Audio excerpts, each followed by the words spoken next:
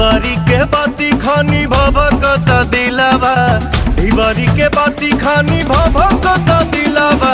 ओढ़नी के हवा से बुता दे बुका, ओढ़नी के हवा से बुता दे बुका।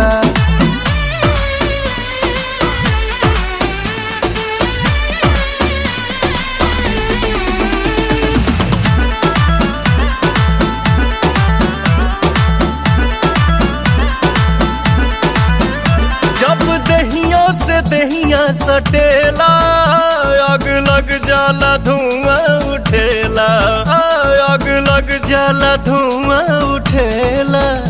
आग पे अपना